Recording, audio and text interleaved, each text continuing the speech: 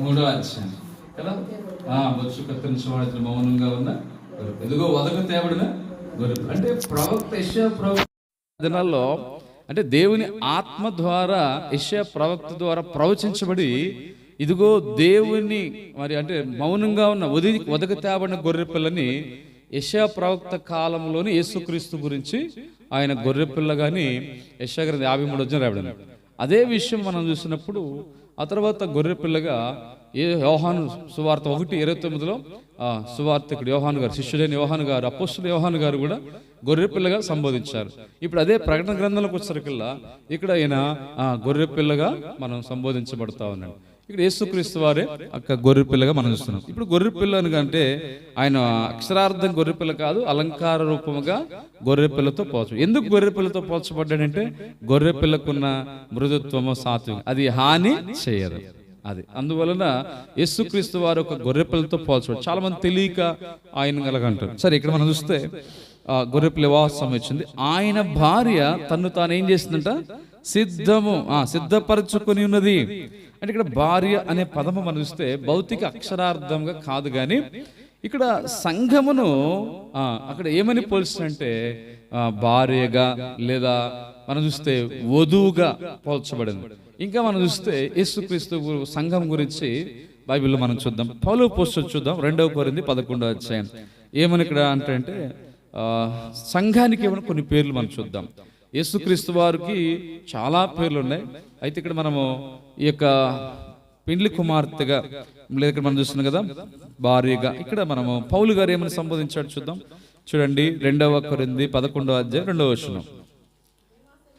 దేవాసక్తితో నేను మీ ఎడల ఆసక్తి కలిగి ఉన్నాను, ఎందుకనగా పవిత్రురాలైన కన్యకనుగా ఒక్కడే పురుషునికి అనగా క్రీస్తుకు సమర్పింపవలనని మిమ్మల్ని ప్రదానము చేస్తుంది. ఇక్కడ మనము పౌలు అపోస్తలుడు అంటున్నాడు సంఘమును గురించి ఏమన్నంటే, ఎందుకనగా పవిత్రురాలైన కన్యకగా. పురుషుడు ఎవరు ఇక్కడ?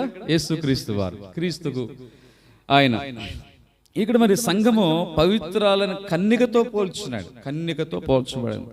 ఇంకా మనం చూస్తుందాక పెండ్లి భార్యతో పోల్చబడింది, వధువుతో పోల్చబడింది. ఇప్పుడు సంఘానికి దేవుడు కన్యక, వధువు, తర్వాత పెండ్లి కుమార్తె, మనము ఈ సంఘానికి మనం చూస్తున్నాం.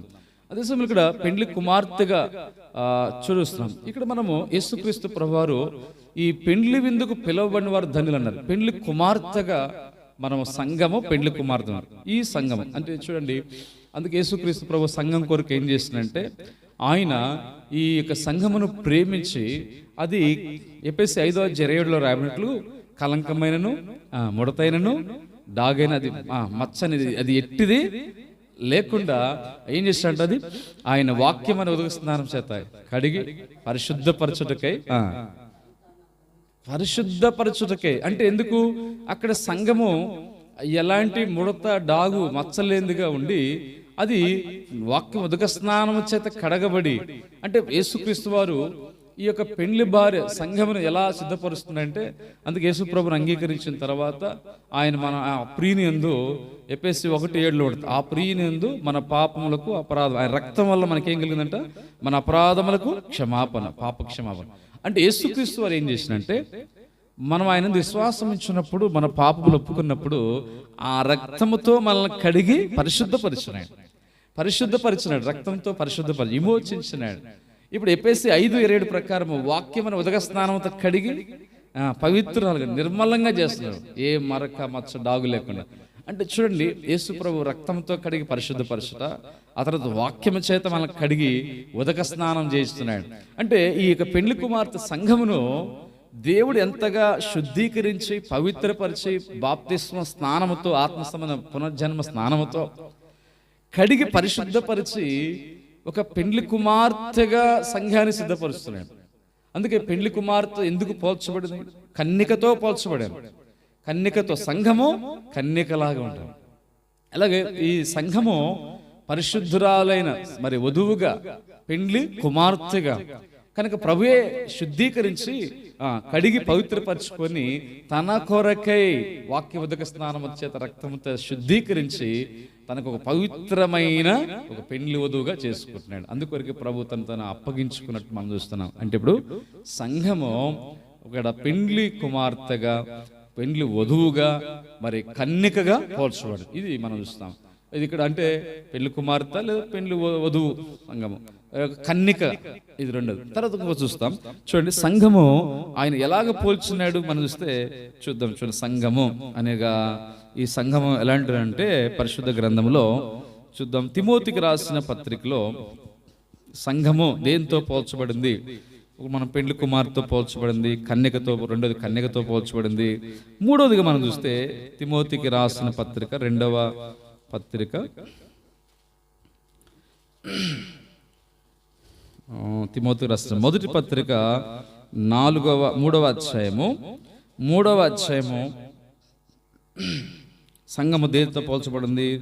3వ అధ్యాయం 15వ వచనం. అయినను నేను ఆలస్యం చేసిన ఎడల 3:10 చదవండి. దేవుని మందిరములో అనగా జీవము గల దేవుని సంఘములో తెలియవలనని. చూడండి, దేవుని మందిరములో అనగా జీవము గల దేవుని సంఘము అన్నాడు.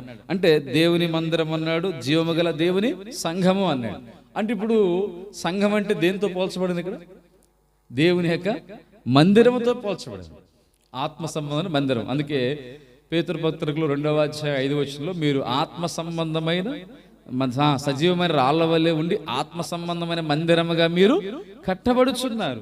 అనగా ఇక్కడ రాబడింది జీవము గల దేవుని సంఘము. అంటే మందిరము అనగా జీవము గల దేవుని సంఘము, జీవము గల దేవుని సంఘము. చూడండి ఎఫెసీ పత్రికలో పౌలు గారు సంఘాన్ని ఎలా పోల్చినాడు. కనుక సంఘము ఎలాగో పోల్చబడింది? ఎఫెసీలకు రాసిన పత్రిక 2వ అధ్యాయం. ఇక్కడ జీవము గల దేవుని సంఘము అంటే మందిరం అనగా దేవుని మందిరంతో పోల్చాడు. అంటే సంఘం అంటే ఇక్కడ సంఘం అనగా దేవుని మందిరము లేదా దేవుని ఇల్లు. చూద్దాం ఎఫెసీ పత్రిక. ఈ సంఘమును కొన్నిటితో పోల్చబడింది. మూడోది దేంతో పోల్చబడింది? దేవుని మందిరముతో, ఆత్మ సంబంధమైన మందిరంతో పోల్చబడింది. చూద్దాం ఎఫెసీ 2వ అధ్యాయం. ఎఫెసీలో రాసిన పత్రిక 2వ అధ్యాయము చూడండి 19. కాబట్టి మీరిక మీద పరజనులను పరదేశులై ఉండక పరిశుద్ధులతో ఏకపట్టణస్థులు దేవుని ఇంటివారు. అంటే దేవుని ఇంటివారు లేదా దేవుని మందిరం. సంఘం అనగా సజీవమైన రాళ్ల వల్ల కట్టబడుచున్న ఆత్మ సంబంధమైన కట్టడం. ఇక్కడ మనం 20వ వచనంలో క్రీస్తు యేసే ముఖ్యమైన మూలరాయి ఉండగా అపోస్తులను ప్రవక్తలను వేసిన. ఎక్కడ కట్టబడుతున్నారంటే వీళ్ళు సంఘము. చూడండి, దేవుడు ప్రభు మొట్టమొదటిగా సంఘం గురించి ఏమన్నాడు? మత్తయి సువార్త 16:18 తీయొద్దుగా ఏమన్నాడు? పేతురు ఈ బండ మీద నా సంఘాన్ని కడతారు. వాళ్ళు కొంతమంది వాళ్ళు ఏమనుకున్న అపార్థం చేస్తున్నారంటే పేతురు మీద కడతా అనుకున్నాడు. పేతురు ఈ బండ మీద అన్నాడు, కానీ పేతురు నీ మీద కడతానులా. ఈ బండ అంటే ఎవరు? 1 కొరింథీ 10:4. ఆ బండ క్రీస్తే. ఎందుకంటే బండలు కొన్ని ఉన్నాయి. యేసు ప్రభు బండతో పోల్చబడ్డాడు. పేతురు కూడా కేప అంటే రాయి లేక బండ అన్నాడు. సీమోను ఆయన మొట్టమొదటి పేరు. ఏ పేరు? ఆయన పేరు సీమోన్. అంటే ఇసుక లాంటి వాడు. అంటే స్థిరత్వం లేదు, ఇసుక అటు ఇటు కొట్టుకుపోతుంది. మనం అమెరికాలో అప్పుడప్పుడు ఇసుక తుఫాన్లు వస్తుంటాయి. ఇసుక భయంకరంగా కొట్టుకొని పోద్ది, ఇసుక సన్నది ఇసుక. అలాంటి ఈ సీమోన్ అనే అయిన ఇసుకను ఏమన్నాడు? ఇక సీమోన్ కుమార్ ఏమన్నాడు? నీ పేరు పేతురు లేదా కేప, రాయి, బండ అన్నాడు. యేసు ప్రభు బండే, ఆ తర్వాత పేతురు గారు కూడా బండతోటి రాయితోటి పోల్చబడ్డాడు. అలాగే మనం చూస్తే బైబిల్లో ఆ బండను కొట్టగా ఆ బండ నీళ్ళు ఇచ్చిందంట కదా. ఆ బండ క్రీస్తుకు సాదృశ్యం. సరే, ఇక్కడ మనం చూస్తే ఇక్కడ బండ ఏంటి? బండ అంటే మొట్టమొదటిగా యేసుక్రీస్తు ప్రభు ముఖ్యమైన మూలరాయి. మొట్టమొదటి పునాది రాయి ఆయనే, మూలరాయి ఆయన, తలరాయి ఆయనే. అంటే ఇప్పుడు ఆయనని యేసుక్రీస్తు అనే బండ మీద పునాది రాయి మీదనే ఈ సంఘం ఏమవుతుంది? కట్టబడుతుంది. అంటే యేసుక్రీస్తు వారి ద్వారా యేసుక్రీస్తు మీద మూలరాయి మీద కట్టబడుతా ఉంది. అయితే ఇక్కడ మనం దేవుని ప్రజలంగా ఈ యేసుక్రీస్తుని మూలరాయి మీద కట్టబడుతా ఉంది. అందుకే పేతురు ఈ బండ మీద నా సంఘమును కట్టుదు. కాకపోతే పేతురు అక్కడ ఎందుకన్నాడంటే నీకు పరలోకపు తాళములు నీకు ఇచ్చుదురు అన్నాడు. అంటే అంతేగాని అక్కడ ఒక అధికారం ఇవ్వబడి ఏంటంటే నువ్వు ఎవరికైతే సువార్త ప్రకటిస్తావో వారు మారుమనసు పొంది రక్షించబడి వారు పరలోకంలో ప్రవేశపెట్టబడతారు. అది పరలోక తాళం యొక్క ఉద్దేశం. ఇప్పుడు మనకు ఈ తాళాలు ఉన్నాయనుకో, తాళాలు ఏం చేస్తాం, డోర్ ఓపెన్ చేస్తాం, మందిర తాళాలు ఓపెన్ చేసి మన అనేకుల్ని మన లోపలికి వస్తాం, అనేకులు కూడా లోపలికి వస్తారు. అది అట్లాగనే పరలోకపు తాళాలు ఇవ్వబడ్డాయి, కానీ కట్టబడింది మాత్రం పేతురు మీద కాదు. ఎక్కడ కడుతుంది సంఘం? ఎక్కడ కట్టబడుతుంది?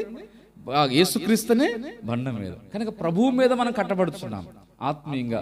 ప్రభువే ముఖ్యమైన మూలరాయిగా ఉన్నాడు, ఆయనే పునాది రాయిగా ఉన్నాడు, ఆయన ద్వారా కట్టబడదు. కాబట్టి ఇప్పుడు మనం చూస్తే ఈ ఎఫెసీ 2వ అధ్యాయం ప్రతి కట్టడమును ఆయనలో చక్కగా అమర్చబడి ప్రభువునందు పరిశుద్ధమైన దేవాలయముటకు వృద్ధి పొందుతున్నది. 22 ఆయనలో మీరు కూడా సంఘం ఇప్పుడు ఏమవుతుందంటే ఆత్మ మూలముగా దేవునికి నివాస స్థలమై ఉండుటకు కడబడి. కాబట్టి ఇప్పుడు మనం మూడోది చూస్తే, ఒకటి పెండ్లి కుమార్తె, రెండోది కన్నిక. ఇప్పుడు మూడోది సంఘం దేంతో పోల్చబడింది? ఆత్మ సంబంధమైన మందిరము, దేవుని ఆలయం, మందిరము లేదా దేవుని ఆలయం. కాబట్టి ఇప్పుడు సంఘం అంటే ఏంటంటే ఆత్మ సంబంధమైన ఆలయము, ఆత్మ మందిరము. కాబట్టి ఇక్కడ మనం చూస్తున్నాం ఇప్పుడు దేవుడు అందుకే సంఘమును భూమి మీద ఒక ఆత్మ సంబంధాన్ని కట్టడంగా కడుతున్నాడు. ఆ కట్టడంలో రక్షించబడిన దేవుని ప్రజల చేత, సజీవమైన రాళ్ళ చేత ఆత్మ సంబంధమైన కట్టడముగా, మందిరముగా సంఘము అంటే ఈ యొక్క కట్టడముగా మనం ఉంటున్నాం. ఇంకోటి మనం చూస్తే కొరింథీయులకు రాసిన పత్రికలో సంఘము మనం చూస్తే ఏంటంటే దేనికి పోల్చబడింది అంటే మనం చూస్తే యేసుక్రీస్తు వారు ఆయన శరీరముకు పోల్చబడింది. ఇప్పుడు మనం చూస్తాం సంఘము అను ఆయన శరీరము అని కొరింథీయులకు రాసిన పత్రికలో చూద్దాం. చూడండి, అపోస్తలుడైన పౌలు కొరింథీయులకు రాసిన పత్రికలో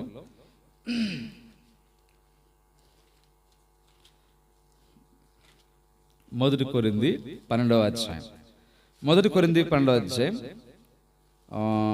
12వ వచనం. 1 కొరింథీ 12వ అధ్యాయం 12వ వచనం.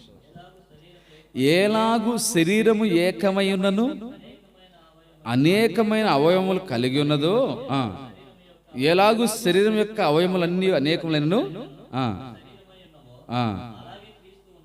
అలాగే క్రీస్తు ఉన్నాడు. కాబట్టి ఇప్పుడు సంఘము అంటే ఏంటంటే ఆయన యొక్క శరీరము. కాబట్టి సంఘము అనగా ఆయన శరీరానికి పోల్చబడి, అందుకే సంఘము ఆయన శరీరం అయితే యేసుక్రీస్తు ఎవరంట? సంఘానికి శిరస్సు అయి ఉంది. అంటే ఇప్పుడు చూడండి, అందుకే యేసుప్రభు వారు శిరస్సు ఉంది. ఎప్పుడు సంపూర్ణమైంది? శరీరం ఉండాలా ప్లస్ శిరస్సు ఉండాలి, తల ఉండాలి. శిరస్సు అంటే తల. ఈ శిరస్సు బాడీ కలిసినప్పుడు ఏమవుద్ది? సంపూర్ణమైంది. ఇప్పుడు యేసుక్రీస్తు వారు దేవుని యొక్క సంపూర్ణ పరిపూర్ణత మనకు ఉన్నాడు. అదే సమయంలో సంఘం యొక్క సంపూర్ణత కూడా ఎలాగ వస్తుందంటే ఆయన హెడ్ తలగా ఉంటే, శిరస్సు అయి ఉంటే దేవుని సంఘము శరీరమై ఉన్నాయి. అంటే బాడీ ఇక మొండెం. ఈ యొక్క బాడీ సంఘం అయితే యేసుక్రీస్తు వారు ఆయన హెడ్ అయిపోయింది, తల శిరస్సుగా ఉన్నాడు. ఇప్పుడు తల ఒకటే ఉండి ఈ బాడీ లేకపోతే ఎట్లుంటది కదా, సంపూర్ణం కాదు. అందుకే ఇప్పుడు సంఘం అనే శరీరమునకు యేసుక్రీస్తు అనే శిరస్సు అమర్చబడదు. అలాగా అంటే ఇప్పుడు మనం చూస్తే 4వదిగా మనం చూస్తే సంఘం అంటే యేసుక్రీస్తు యొక్క శరీరము. అందుకే ఈ శరీరంలో ఏమంటే అనేకమైన అవయవములు ఉన్నాయి. ఇన్ని అవయవములు, కాళ్ళు, చెయ్యి, నోరు, కళ్ళు, చెవులు ఉన్నాయి. వాటి అవయవములు వేటి పని అవి చేస్తూ ఉంటాయి. ఇన్ని అవయవాలు ఉన్నాయి. ఎన్ని అవయవాలు కలిసి ఏమంటాం? ఒకటే శరీరం అంటాం. అవును, ఒకే శరీరం, బాడీ. ఈ శరీరంలో అవయవాలు ఉన్నాయి. కొన్ని అవయవాలు ఉన్నాయి, కాలు, చెయ్యి, కన్ను, నోరు, వాటి పనులు చేస్తుంటాయి. అంటే ఇన్ని అవయవాలు కలిగిన శరీరము సంఘముతో పోల్చబడింది. కనుక దేవుని బిడ్డలంగా మనము క్రీస్తు స్వరక్తం సంఘములో ఒక మరి శరీరంలో కొన్ని అవయవాలు, కొంతమంది ఒక కాలు లాగా ఉంటారు, కొంతమంది చేయి లాగా ఉంటారు కదా. ఇది అవసరమే. ఒకసారి బాగా పరుగుల పందెం పోటీ పెట్టారంట. ఈ పరుగుల పందెం పోటీ పెట్టినప్పుడు ఆ పోటీలో గెలిచినప్పుడు ప్రైజులు ఇస్తారుగా, బహుమానాలు. ఈ ప్రైజులు బహుమానం ఇచ్చే టైంలో బహుమానం ఇస్తుంటే ఆ స్టేజ్ మీద పిలిచి ఏం చేస్తారంటే ముందు చేతితో కరసాలం చేశారు. చేతి కరసాలం చేశారు. అప్పుడు కాళ్ళు కూడా అంటాం, చేతి కరచాలన చేసింది, పరిగెత్తింది కాళ్ళు కదా, చేతితో ఏం చేశారంట? కరచాలన చేశారు, షేక్ హ్యాండ్. తర్వాత దండ తీసుకొచ్చి ఎక్కడేశారు? మెల్ల వేశారు. మెళ్ళలో దండ వేశారు. పరిగెత్తింది కాళ్ళు, దండ ఎక్కడేశారు? మెళ్ళలో వేశారు, గౌరవార్థంగా, అంటే గణపరచడానికి. అవార్డులు తీసుకొచ్చి చేతులకి ఇచ్చారు. దేనికి ఇచ్చారు? చేతికి ఇచ్చారు. కాళ్ళు అనుకుంటున్నాయంట, పరిగెత్తింది నేను, పరిగెత్తే పందెంలో, కానీ బహుమానాలు హ్యాండ్ చేతికి ఇస్తున్నారు, దండేమో మెడకేస్తున్నారు అని అనుకుంటుందంట. అప్పుడు ఏమనుకుంటా, కాదు కాదు, పరిగెత్తింది కాళ్ళు మేము కదా, కాళ్ళు పైకి లేపితే ఏమైంది, మనిషి కింద కింద పడిపోతాడు. చూడండి, అయినా ఆ మెడకి దండేసిన, చేతులకు రివార్డులు ఇచ్చిన, షేక్ హ్యాండ్ చేసిన, వాస్తవానికి బాడీ మొత్తానికి, మనిషి మొత్తానికి ఏం వస్తుంది చెప్పండి? ఘనత అనేది వస్తుంది. అది కాబట్టి అట్లాగా. కానీ అలా కాదు. అందుకే నేను చెయ్యి కదా, నేను శరీరంలో బాడీకి, శరీరంలో అవయవాన్ని కాదు, నేను కాదు అని వేరు కాదు. అందుకే మనం చూడండి అట్లాగా. అందుకే సంఘం అనేది దేంతో పోల్చబడంటే ఒక యేసుక్రీస్తు వారి యొక్క శరీరంతో పోల్చబడిన సంఘం. కాబట్టి ఇలాగా సంఘము అను ఆయన యొక్క శరీరము మనం చూస్తున్నాం. సరే, ఇక్కడ మనము ఈ ప్రకటన గ్రంథంలో మనం 19వ అధ్యాయం చూస్తే, ఆ 19వ అధ్యాయం చూద్దాం. చూడండి, పెండ్లి కుమార్తె కనుక ఇక్కడ సంఘము, పరిశుద్ధమైన సంఘము అంటే ఈ పోలికలతో పోల్చబడింది. సంఘముకు కొన్ని పోలికలు ఉన్నాయి, అవి పోలికలుగా మనం చూస్తాం. సంఘం అంటే ఇలాగ కన్యకని, పెండ్లి కుమార్తె, వధువు, తర్వాత దేవుని ఆత్మ సంబంధ మందిరము, మరియు యేసుక్రీస్తు వారి యొక్క శరీరము. ఈ సంఘానికి కొన్ని విషయాలు మనం చూస్తున్నాం. ఇవన్నీ కూడా సంఘానికి సంఘము ఇలాంటి అనుభవాలు ఉంటాయి. ఇప్పుడు మనం చూద్దాం 19వ అధ్యాయానికి వస్తే, ప్రకటన గ్రంథము 19వ అధ్యాయం అక్కడ మనం మధ్య నుంచి చూద్దాం. గొర్రెపిల్ల వివాహోత్సవ సమయము అంటే యేసుక్రీస్తు వారి వివాహోత్సవ సమయం ఏంటంట? సమయం వచ్చింది కదా, సమయం వచ్చింది. అంటే దేనికి సమయం వచ్చింది ఇక్కడ? వివాహోత్సవ సమయం. అంటే ఎవరికి వివాహం అంటే అక్కడ యేసుక్రీస్తు అనే గొర్రెపిల్ల, యేసుక్రీస్తుకును సంఘమునకు వివాహం. అంటే ఇది భౌతికమైన అక్షరార్థం కాదు, కానీ ఆత్మీయ అర్థంతో మనం తీసుకోవాలి. ఎందుకు ఇక్కడ వివాహముతో పోల్చబడింది సంఘం? మనకు రాబడింది వివాహోత్సవ సమయం. బైబిల్లో వివాహము అనేది మొట్టమొదటిగా మనం చూస్తే, మొదటి వివాహమును చెప్పండి, ఆదికాండము 2వ అధ్యాయంలో మనం చూస్తాం. ఆదికాండం 2వ అధ్యాయంలో దేవుడు 1వ అధ్యాయం చేసి చెప్పాడు, స్త్రీగా పురుషుని చేసి నాశనం. 2వ అధ్యాయం చూస్తే అక్కడ ఇంకా స్పష్టంగా మనకు కనబడుతుంది. అంటే దేవుడే మొట్టమొదటిగా వివాహం చేసినాడు. ఆదికాండం 2వ అధ్యాయం మనకు కనబడుతుంది. అంటే దేవుడు మొదటిగా వివాహం చేసినాడు. వివాహం అనేది ఆదికాండం 2వ అధ్యాయంలో మనకు వివాహం కనబడుతుంది. మొట్టమొదటిగా ఎవరికి? ఆదాము అవ్వలకి వివాహం. ఆదాము అవ్వలకి వివాహం. వారి వివాహం ఎవరు చేస్తారంట? దేవుడే చేశాడు. అప్పట్లో ఇంకా ఆదాము అవ్వలకు ఇంకెవరు కూడా, మనుషులు ఎవరు కూడా లేరు. ఆ ఇద్దరికి వివాహం చేస్తున్నాడు. ఇప్పుడు మనం చూస్తాం కొత్త నిబంధనలో కూడా యోహాను సువార్త 2వ అధ్యాయంలో అక్కడ ఒక వివాహం కనపడింది. అది ఎక్కడ వివాహం అంటే? కానాను ఊరిలో. అది గలిలయ ప్రాంతంలోని కానాను ఊరు ఉంది. ఆ కానాను ఊరిలో వివాహం. అది యేసుక్రీస్తు వారి వివాహంతోనే మొట్టమొదటి ఏం చేసినాడు? సూచక్రియ చేసినాడు కదా. వివాహం ద్వారానే దేవుడు యేసుక్రీస్తు వారు మొదటిగా సూచక్రియ అంటే దేనితో ఆ సూచక్రియను దేనితో ప్రారంభించాడు? వివాహముతో ప్రారంభించాడు. అని వివాహంలో ఒక కార్యం ద్వారా. కనుక వివాహంలో నీళ్లను ద్రాక్షారసంగా మార్చుడు ద్వారా ఆయన మొదటి సూచక్రియ జరిగించినాడు. కాబట్టి అక్కడ దేవునికి మహిమ వచ్చింది. అంటే అక్కడ వివాహం చూస్తున్నాం. ఇప్పుడు వివాహం అనేది ప్రకటన గ్రంథంలోకి వచ్చినకల్లా ఈ 19వ అధ్యాయం చూస్తే చివరి వివాహము మనకు కనబడుతుంది. 19వ అధ్యాయంలో చివరి వివాహం కనబడుతుంది. ఇది యేసుక్రీస్తు వారికి సంఘానికి సాదృశ్యంగా.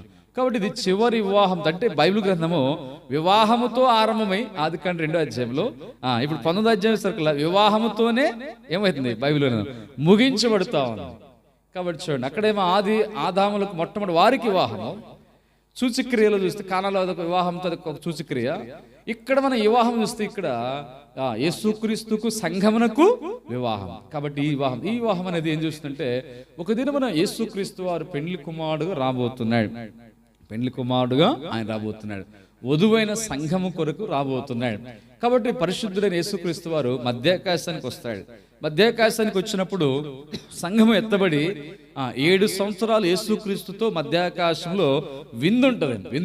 మనకు యూదులు ఉన్నాయి. యూదులు వారి వివాహ వ్యవస్థలు ఎలాగుంటుందంటే, యూదులు వివాహం చేసుకుంటానికి మన గతంలో చెప్పిన యేసు వివాహ వ్యవస్థలో మొదటి సంవత్సరం ఒక ప్రదానం చేయబడి ఎంగేజ్మెంట్ ప్రదానం చేసుకుని 1 సంవత్సరం వాళ్ళకి టెస్ట్ పీరియడ్. 1 సంవత్సరం దాకా వాళ్ళు చక్కగా యథార్థంగా ఉండి ఎంగేజ్మెంట్ అయిన తర్వాత సంవత్సరం తర్వాత వారు మరలా ఒక విజయోత్సాహంతో వచ్చి అక్కడికి వచ్చి వివాహం చేసుకుంటారు. అది సంపూర్ణ వివాహం.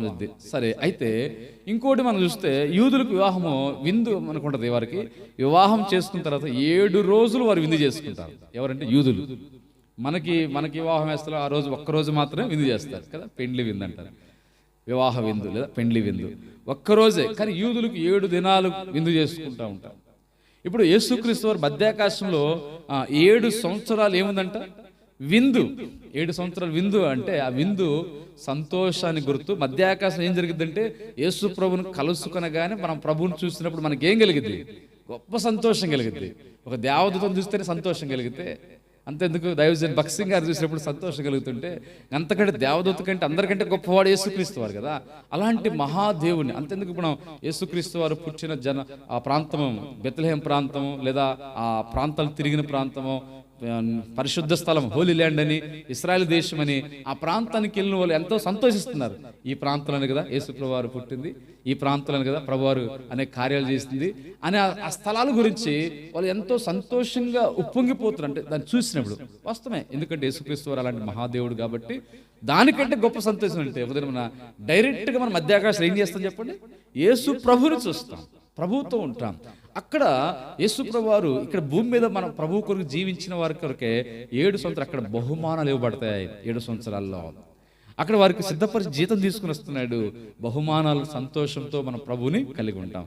7 సంవత్సరాలు విందు అంటే 7 సంవత్సరాలు సంతోషం కలుగుతుంది. భూమి మీద 7 సంవత్సరాలు శ్రమ టైంలో సంఘం 7 సంవత్సరాలు ప్రభుతో మధ్యాకాశంలో సంతోషముతో ఉండబోతుంది. కాబట్టి ఇక్కడ మనం చూస్తే అలాగా యేసుక్రీస్తు వారు పెండ్లి వదులు సంఘమును సిద్ధపరుస్తూ ఉన్నాడు దేవుని ప్రజలంగా.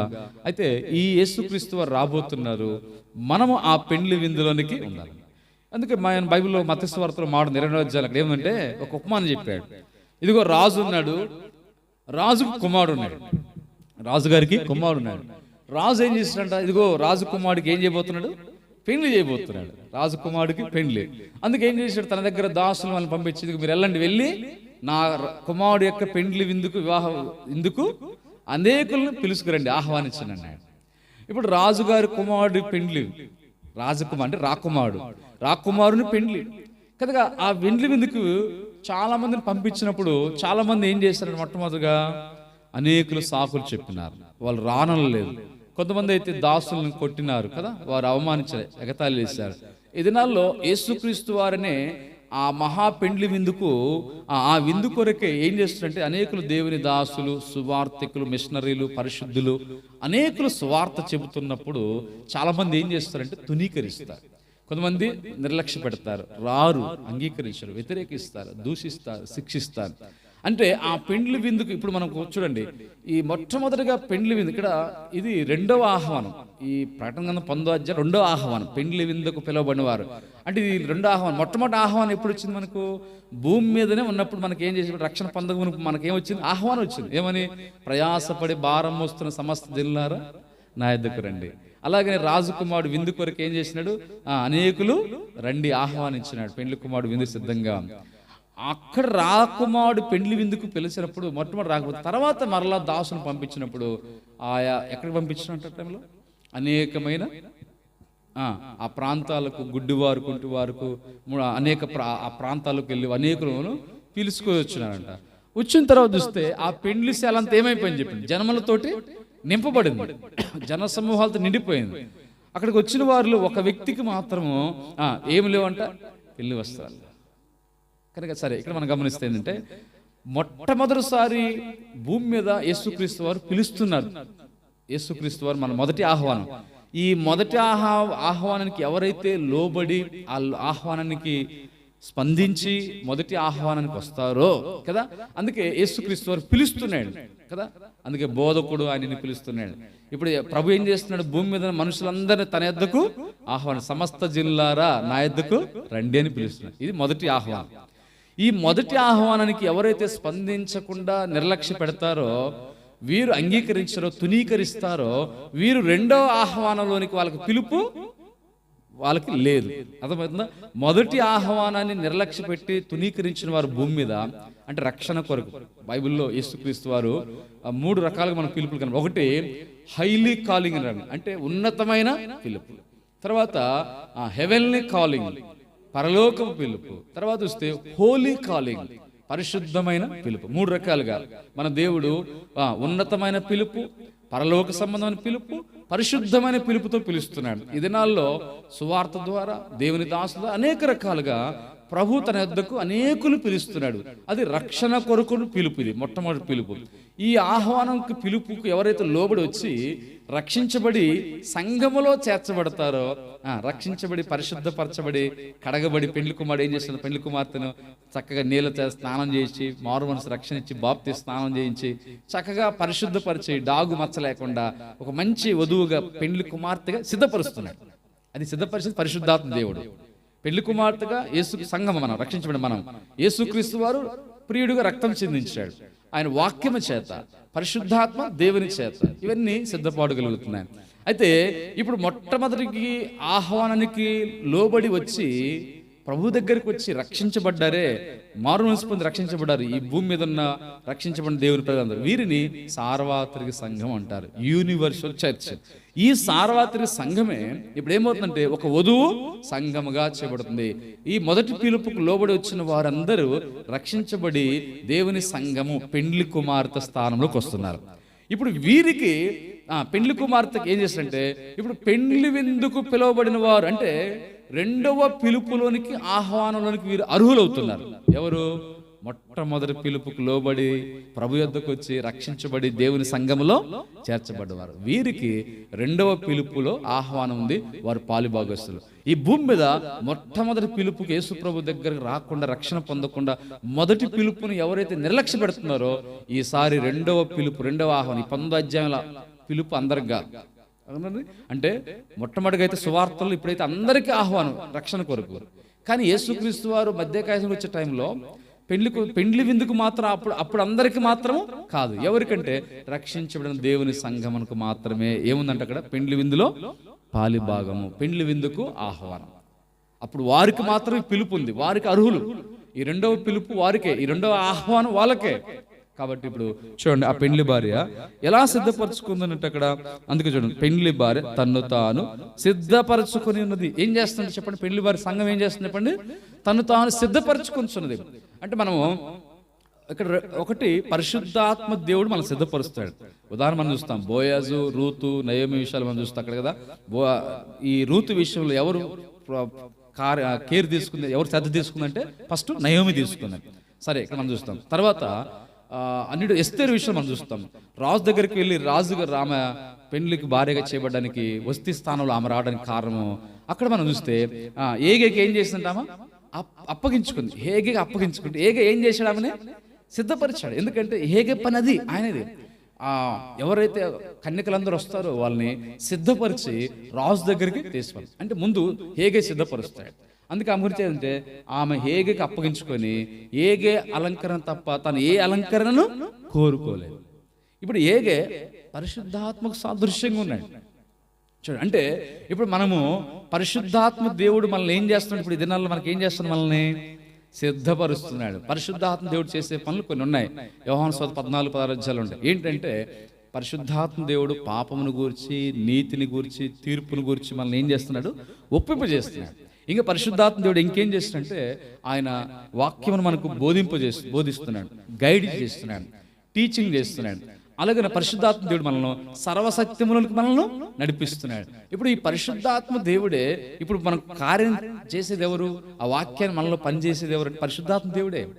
మన జీవితాలు మార్పు చెందాలని, మనం పశ్చాత్తాపడి సరిదిద్దుకొని, ఏది పాపమో, ఏది మంచిదో, ఎలా ఏం చేయొచ్చో, ఏం చేయకూడదో, ఇవన్నీ మనకి నేర్పుతుంది ఎవరు? మనకు పరిశుద్ధాత్మ దేవుడు. ఈ పరిశుద్ధాత్మ దేవుడు ఇప్పుడు మనం పనిచేస్తుంది ఎవరు మన మధ్యలో? పరిశుద్ధ యుగాన్ని ఏమంటారు? ఇప్పుడు యుగాన్ని పరిశుద్ధాత్మ యుగం, కృపాయుగం ఒకటి. ఓకే, ఇది ఏ యుగం అంటే? ఇది పరిశుద్ధాత్మ యుగం. అంటే ఇప్పుడు పరిశుద్ధాత్మ పనిచేస్తుంది. ఎందుకంటే యేసుక్రీస్తు వారు ఇప్పుడు ఎక్కడున్నాడంటే తండ్రి కుడిపార్శ్వన సింహాసనం ఆసీనుడై ఉన్నాడు. ఇప్పుడు పరిశుద్ధాత్మ దేవుడు ఇప్పుడు భూమి మీద ఏం చేస్తున్నాడు? ఆయన పని చేస్తున్నాడు. అందుకే కదా, నేను వెళ్ళిన తర్వాత మీ యొద్దకు ఏం చేస్తాను? ఆదరణకర్తను ఆయన పేరు ఆదరణకర్త, పరిశుద్ధాత్మ దేవుడు అని మనకు కొన్ని పేర్లు ఉన్నాయి ఆయన ఆత్మకు. అది ఇలా నిత్యుడుగా ఆత్మ. కొన్ని ఆత్మకు కొన్ని 7 రకాల లక్షణాలు ఉన్నాయి. ఈ ఆత్మ చేసే పనులు లేదా ఆత్మకు 7 రకాల పేర్లు పెట్టవచ్చు. పరిశుద్ధాత్మ దేవునికి నిత్యుడుగా ఆత్మని, పరిశుద్ధాత్మని, ఆదరించే ఆత్మని, ఇలాగ మనకు కొన్ని పేర్లు ఉన్నాయి. ఇంకా ఆత్మ సత్యస్వరూపగా ఆత్మ, ఇలాగ ఆత్మకు కొన్ని పేర్లు ఉన్నాయి. సరే, అంటే ఆ ఆత్మ పనులు చేసే పనులు. ఇప్పుడు మనకు పరిశుద్ధాత్మ ఏం చేస్తున్నాడు? మనల్ని ఏం చేస్తున్నాడు? తన వాక్యం ద్వారా మనల్ని ఏం చేస్తున్నాడు? సిద్ధపరుస్తున్నాడు పరిశుద్ధాత్మ. ఇప్పుడు పరిశుద్ధాత్మ దేవుడు సిద్ధపరుస్తున్నాడు. ఇప్పుడు సంఘం కూడా ఏం చేయాలి? రెండో చెప్పండి. అక్కడ గొర్రెపిల్లి వాసం ఉంది. ఆయన భార్య, అంటే భార్య అనే పదం అక్కడ ఏం పెట్టుకోవాలి? మనం సంఘం అని పెట్టాలి. భార్య అంటే అక్కడ ఏంటి? ఇక్కడ సంఘం. ఇప్పుడు సంఘం ఏం చేస్తుంది? తన్ను తాను ఏం చేస్తుంది? సిద్ధపరచుకొనిస్తున్నది. ఇప్పుడు మనం ఏ దినాల్లో ఉన్నాం చెప్పండి? ప్రస్తుత దినాల్లో ఏ కాలంలో ఉన్నాం? మన దగ్గర అక్కడ వేరే చోట మీటింగ్ వాక్యాలు ఏ కాలం అంటే వాళ్ళు అన్నారు చలికాలం అని చెప్పారు వాళ్ళు. వస్తాయి చలికాలమే, అప్పుడు డిసెంబర్ మాసం చలికాలం. ఇప్పుడు కూడా కొద్దిగా చలి ఉంది, లైట్గా పూర్తిగా తగ్గల.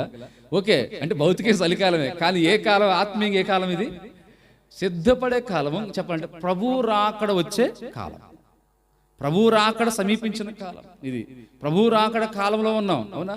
ప్రభువుకి మొట్టమొదటిగా వచ్చి ఇంకా ఆయన పుట్టి మనకు మారు మనసు కొరకు సిలువ వేయబడే కాలమా? కాదు, ఆల్రెడీ అయిపోయింది. అది అయిపోయింది. ఇప్పుడు ఏ కాలంలో ఉన్నాం మనం? ఇప్పుడు యేసుక్రీస్తు వారు ఇప్పుడు సంఘం కొరకు రానే ఉన్నాడు. అందుకే ఆయన ఏం రాడుంది? ఆయన వాకిటి దగ్గరే ఉన్నాడు. ఇక కడబోర శబ్దం మోగ్గానే యేసుక్రీస్తు వారు మధ్యాకాశంలో దూతల సమూహంతో రాబోతున్నాడు, గొప్ప సమూహంతో రాబోతున్నాడు. అంటే ఇప్పుడు ఏ కాలం అంటే ప్రభు రాకడ కాలంలో ఉన్నాం, ప్రభు రాకడ సమీపించిన కాలంలో ఉన్నాం, చివరి కాలంలో మనం ఉన్నాం, అంత్య కాలంలో ఉన్నాం. కాబట్టి ఈ కాలంలో ఉన్న మనల్ని ఇలాగ పరిశుద్ధాత్ముడు మనం సిద్ధపరుస్తూ, రెండోది సంఘము కూడా ఏం చేయాలంటే తను తాను ఏం చేయాలి చెప్పండి? సిద్ధపరచుకోవాలి. ఒకటేమో పరిశుద్ధాత్మ దేవుడు సిద్ధపరుస్తున్నాడు. ఆత్మ ఎందుకు? మన బలహీనత తిరిగి పరిశుద్ధాత్మ దేవుడు ఎందుకు సిద్ధపరుస్తున్నాడు సంఘాన్ని? ఈ సంఘాన్ని ఎక్కడ తీసుకోవాలని సిద్ధపరుస్తున్నాడు పరిశుద్ధాత్మ దేవుడు? యేసుక్రీస్తు దగ్గరకు, పెళ్లి కుమారుడు దగ్గర తీసుకోవాలని ఏం చేస్తున్నాడు? పరిశుద్ధాత్మ దేవుడు మనల్ని సిద్ధపరుస్తున్నాడు. ఇప్పుడు సంఘం కూడా ఏం చేస్తుంది? తను తాను ఏం చేసుకుంటుంది? ఒకవైపు పరిశుద్ధాత్మ దేవుడు సిద్ధపరుస్తున్నాడు, రెండోది సంఘం తను కూడా ఏం చేయాలి? దేవుని వాక్యంతో పరిశుద్ధాత్మ సహాయంతో పెళ్లి కుమార్తెగా ఏం చేయాలి? ఇప్పుడు మనం పెళ్లి వివాహాలు చూస్తూ ఉంటాం. వాళ్ళు పెళ్లి కుమార్తె ఎంతసేపుకి స్నానం చేసుకోకుండా, బట్టలు వేసుకోకుండా, లేదా రెడీ కాకుండా ఉంటే ఏమవుతుంది? కొన్ని పెళ్ళిళ్ళు చూస్తాం, 11 గంటలు 10 గంటలకు పెళ్ళిని కార్డులు రాస్తారు. ఆడికి తీరా చూస్తే అక్కడ మధ్యాహ్నం 12 ఆ టైంలో పెళ్లి జరుగుతుంది, మధ్యాహ్నం టైం దాకా. అప్పుడు దాకా పెళ్లి జరగవు. అంటే ఏంటి? వాళ్ళు సిద్ధపరచుకోవడం లేట్ అవుతూ ఉంటుంది. అంటే పెళ్లి కుమార్తె రెడీ కాదు, ఎందుకంటే పెళ్లి కుమారుడు తొందర రెడీ అవుతాడు. ఏంటంటే ప్యాంట్ షర్ట్ లేదా షూట్ బూట్ వేసుకుంటాడు, సింపుల్. ఎవరు టైం ఎక్కువ చెప్పండి? పెళ్లి కుమారుడికే పెళ్లి కూతురికే? పెళ్లి కుమార్తెకే ఎక్కువ టైం పట్టింది ఎక్కడైనా కదా. అంటే పెళ్లి కుమార్తెకు సిద్ధపాటు ఎక్కువ ఉంటుంది. అంటే సంఘం అనే మనము పెళ్లి కుమార్తె సంఘముగా ఆ పెళ్లి కుమార్తె భౌతికమైన ఎలాగ సిద్ధపరచుకుంటే పెళ్లి కొరకే, పెళ్లి భర్త కొరకే, పెళ్లికి మనము సంఘం అనే మనము ఆత్మీయంగా మనం కూడా ఏం చేయాలి చెప్పండి? కొన్నింటిని మనం సిద్ధపరచుకోవాలి. అందుకే అక్కడ రాబడింది ఆయన భార్య తన్ను తాను సిద్ధపరచుకొనుచున్నది. ఇక్కడ రెండోది, ఒకటి పరిశుద్ధాత్మ దేవుడికి అప్పగించుకుంటే ఆయన మనల్ని సిద్ధపరుస్తాడు. రెండోది మనం కూడా ఏం చేయాలి చెప్పండి? మన ప్రయత్నం కూడా ఉంది, మనం చేయవలసిన పని కూడా ఉంది. అందుకే మనం కూడా ఏం కావాలి? సిద్ధపరచుకోవాలి. ఒకటి, రక్షణ కొరకు మనం ప్రభు దగ్గరికి రావాలి, మారు మనసు పొందాలి. పాప క్షమాపణ కొరకే అది మనం చేయాలి. మనం విశ్వాసం ఉంచాలి, అది మన పని కదా. విశ్వాసం ఉంచేది రక్షణ లేని వాళ్ళ విషయంలో విశ్వాసం ప్రభు దగ్గర రావాలా, అది మన పని. అవునా? ప్రభు నడిపిస్తాడా చేయబట్టుకొని? కాదు, పిలుస్తాడు కదా, పిలుస్తాడు, రమ్మంటాడు. కానీ మనం ఏం చేయాలి? ప్రభు పిలుపుకు లోబడి రావాలి. ప్రభు దగ్గరకు వచ్చిన తర్వాత ఏం చేయాలి? విశ్వాసం ఉంచేది మన పని. తర్వాత పాపాలు ఒప్పుకునేది కూడా మన పని. దేవుని పని ఏంటంటే పిలిచే పని, వచ్చిన వారికి ఆయన వాక్యం ద్వారా మాట్లాడే పని. ఆ తర్వాత వచ్చిన వారికి ఏం చేస్తాడంటే పరిశుద్ధాత్మ పాపాలు మనం ఒప్పుకున్న వాటిని ఏం చేస్తాడంటే క్షమించే పని, దానిలో పాలు పొందాలి. ఒప్పింపు చేస్తాడు, మనం ఒప్పుకోవాలి. ఒప్పింపు చేస్తుంటే మనం ఏం చేయాలి? ఒప్పుకోవాలి. ఆ తర్వాత ఒప్పుకున్న తర్వాత విశ్వసించి బాప్తిస్మం పొందాలి. బాప్తిస్మం మనం పొందాలా లేకపోతే దేవుడు పొందిస్తాడా? కాదు కదా. మనం ఏం చేయాలి? ఆయన వాక్యాన్ని ఆయన చెప్పాడు కదా, ఆయన వాక్యం ప్రకారం మనం ఆయన ఆజ్ఞ, అందుకే నమ్మి బాప్తిస్మం పొందినవాడు. అలాగనే ఏమన్నాడు? బాప్తిస్మం అనేది ఒక దేవుని నీతిని నెరవేర్చడం. ఇది ఇలాగ నీతి యావత్ తగింది. అంటే నీతి అంటే నీతి ఎలా కలుగుతుంది? ద్వితీయోపదేశం 6:25 ఉంది, దేవుని ఆజ్ఞలను అనుసరించడం వల్ల మనకు నీతి కలుగును. అంటే దేవుని ఆజ్ఞ ఎప్పుడైతే గైకొంటామో, బాప్తిస్మం అనేది ఆజ్ఞ లేకపోతే మనకు ఛాయిస్ ఇచ్చాడంటే బైబిల్ ప్రకారం ఏంటి? ఆజ్ఞ కదా. నమ్మి బాప్తిసం ఏం చేయాలి? మీరు బాప్తిసం పొందుడు ఆజ్ఞ. ఈ ఆజ్ఞను మనం అనుసరిస్తే మనకు నీతి కలుగుతుంది. నీతి యావత్తు నెరవేర్చిన వారం అవుతున్నాం. దేవుని సంకల్పాన్ని నెరవేరుస్తున్నాం. అంటే మనం చేసేవి కొన్ని ఉన్నాయి, అవి రక్షణ పొందక మునుపు చేసే కార్యాలు ఉన్నాయి. రక్షణ పొందిన తర్వాత ఇప్పుడు సంఘములో చేరిన తర్వాత సంఘముగా మనం చేయవలసిన పనులు ఉన్నాయి. ఈ సంఘం ఏం చేస్తుంటే సంఘముగా క్రీస్తు యొక్క కన్యకలాగా, పెండ్లి కుమార్తెగా, వధువుగా, ఒక ఆత్మ సంబంధన మందిరముగా, యేసుక్రీస్తు వారికి ఒక శరీరముగా ఇలాగుండి సంఘం ఏం చేస్తుంటే తను తాను సిద్ధపరుచుకుంటుంది. ఎలా సిద్ధపరుచుకుంటుంది? అవి పెండ్లి కుమారుడు రాబోతున్నాడు, పెండ్లి కుమార్తె ఎలాగా తాను సిద్ధపడుతుందో, ఎలాగ తన వస్త్రాలతో సిద్ధపడుతుందో, పెండ్లి వస్త్రాలు వేసుకుంటుందో, ఏ రీతిగా తను సిద్ధపరుచుకుంటుందో, పెండ్లి కుమార్తె అలంకరించబడుకుంటుందో, మనము కొన్ని ఆత్మీయ విషయాలు, ఆత్మీయమైన వాటిని మనము అలంకరించుకోలేదా సిద్ధపరచు. అవేంటి చూద్దాం. అక్కడ చూడండి. కనుక మనము సంతోషపడి ఉత్సహించి ఆయనను మహిమపరచదమని చెప్పగా ఉంటుంది. మరియు ఆమె ధరించుకొనుటకు ప్రకాశములను నిర్మలములైన సన్నపు నార బట్టలు ఆమెకి ఇవ్వండి. అవి పరిశుద్ధుల నీతి క్రియలు. అంటే ఇప్పుడు ఈ సంఘము లేదా పెండ్లి కుమార్తె ఏం చేస్తుందంటే సిద్ధపరచుకుంటుంది. ఎలా ఏటితో సిద్ధపరచుకుంటుందేమో? ఆమె ధరించుకుంటే ఏమంటే ప్రకాశములు నిర్మలములైన సన్నపు నార బట్టలు. ఇవేం చూపిస్తున్నాయంట? పరిశుద్ధుల నీతి క్రియలు చూపిస్తున్నాయి. అంటే పరిశుద్ధతను మనం ధరించుకోవాలి. సంఘం పరిశుద్ధులైన వరుడు పరిశుద్ధుడు, మన యేసుక్రీస్తు పెండ్లి కుమారుడు. సంఘం కూడా ఎలా ఉండాలి? ఇప్పుడు పరిశుద్ధంగా ఉండాలి. అలాగనే నీతి క్రియలు అంటే వస్త్రాలు అంటే ఏంటి? మనకు జీవితానికి సాదృశ్యం. వస్త్రములు అనగా జీవితం. అంటే మనం పరిశుద్ధ జీవితాన్ని, దైవికమైన నీతి జీవితాన్ని కలిగి నీతిగా జీవిస్తూ, పరిశుద్ధంగా జీవిస్తూ, ఏదైనా మచ్చ డాగుంటే మనం ఆయన రక్తంలో కడగకుంటూ, వాక్యం ఉదక స్నానం చేత మనం శుద్ధి చేసుకుంటూ, ఎప్పటికప్పుడు పరిశుద్ధపరచుకుంటూ ప్రభువు రాకడికి మనం వధువుగా, పెండ్లి కుమార్తెగా సిద్ధపడాలి. అవి మిగిలిన సంగతులు మనం ప్రభుత్వం నెక్స్ట్ వారం చూద్దాం. ప్రార్థన కొరకు కొద్ది మాట చూసి మనం ప్రార్థన. ఇప్పుడండి 27వ కీర్తన సంఘము అని పెండ్లి కుమార్తె, పెండ్లి కుమారుడు, మనం కొద్ది సంగతులు మనం చూస్తూ వచ్చినాం. చూడండి, కీర్తనలు మనం చూస్తే 27వ కీర్తనలో ఒక మాట ప్రార్థన కొరకు మనం చూద్దాం. 27వ కీర్తనలు 27వ అధ్యాయం చూడండి. 27వ అధ్యాయము 7వ వచనం చదవండి. మనం ప్రార్థన కొరకే 27వ అధ్యాయం 7వ వచనం. యెహోవా, నేను కంఠధ్వని ఎత్తి నిన్ను ప్రార్థించినప్పుడు నా మనవి ఆలకింపుము. ఇక్కడ మనం 27వ కీర్తన, ఎవరు కీర్తన రాసింది?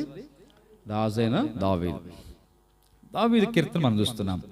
కనుక రాజుగా చెప్పిన దావీదు తను ఏం చేస్తున్నంట? నేను కంఠధ్వని ఎత్తి నిన్ను ఎలా ప్రార్థిస్తున్నాడంట? కంఠధ్వని ఎత్తి అంటే ఇంకో మాట చెప్పాలంటే నా కంఠస్వరము నీకు వినబడినట్లుగా ప్రార్థిస్తుంది. యెషయా గ్రంథంలో ఉంది కదా, మీ కంఠధ్వని మీరు పరమను వినబడినట్లుగా మీరు ప్రార్థించట్లేదు కదా. అంటే ఇశ్రాయేలుతో అన్నాడు. యెషయా 58వ అధ్యాయంలో అంటే కంఠధ్వని పరమను వినబడినట్లుగా దావీదు తన జీవితంలో ప్రార్థన, బైబిల్ కొన్ని సందర్భాలనే వేకుని లేచి ప్రార్థించేవాడు అంటాడు, స్తుతించేవాడు. అంతే సమయంలో ఏం చేస్తాడు? అయ్యా వేకుని నేను వెతుకుతును అంటాడు. నా ప్రార్థన ఏం చేస్తున్నాడు? వేకుని ఉదయమే కాచుకున్నాడు. అంటే సిద్ధపరచుకున్నాడు. అంటే ఏం ప్రార్థన చేయాలా, ఎలా ప్రార్థన చేయాలా, ప్రార్థన కూడా సిద్ధపరచుకున్నాడు. అందుకే దావీదు ప్రార్థన సిద్ధపరచుకున్నాడు. ఆ ప్రార్థనను దేవునికి, అందుకే నా దేవునికే నేను ప్రార్థించాను, నా దేవునికే మొరపెట్టేదను, కాబట్టి నా దేవునికి వినబడినట్లుగా. కనుక దావీదు ప్రార్థన చేస్తూ ఇలాగ ఉన్నాడు. ఈ 27వ కీర్తనలో దావీదు ఏం లక్షణాలు కలిగి అంటే ఆయన ప్రార్థన చేయకమునుపు చూద్దాం. 8వ వచనం చదవండి. నా సన్నిధిని చూడండి, ఇక్కడ యెహోవా సన్నిధిని ఏం చేస్తున్నట?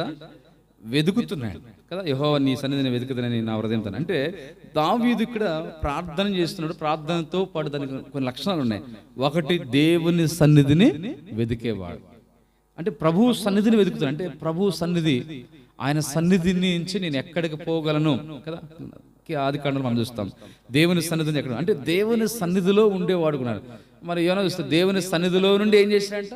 పారిపోయినాడు. దేవుని సన్నిధి విడిచిపెట్టి కయ్యను కూడా అంటే దేవుని సన్నిధిని వెతుకుతూ దేవుని సన్నిధిని కలిగి ఉంటున్నాడు దావీదు.